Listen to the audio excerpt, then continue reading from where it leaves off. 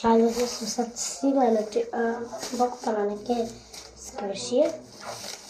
Sad ćemo na brzinu da otvorimo. Prvo je skuter, znači bio je oko 300 dinara. Znači ja sam ovdje već kao i napravila. Kupila sam jagodu, imala sam nešto malo gotarca, tako da smo otišla sa drugaricom.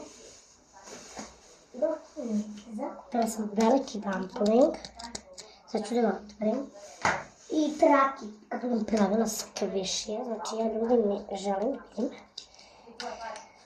Imam i mali bites, tu su imate na YouTube kanalu i imate tako. Sad čekaj, ovdje imam neka traka ljudi. Aha, da je ovaj. Da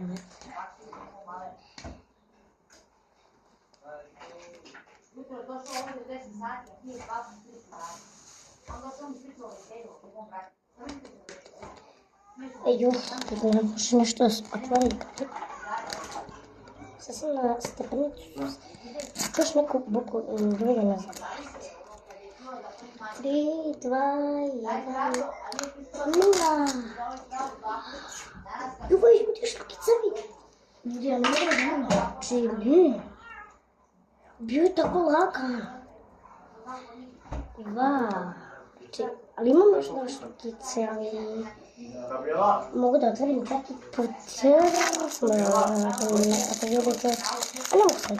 To bi bilo to. Svi bacite like na subscribe na YouTube-u. A ne lajkujte na TikToku. Me zapratite. Ćao!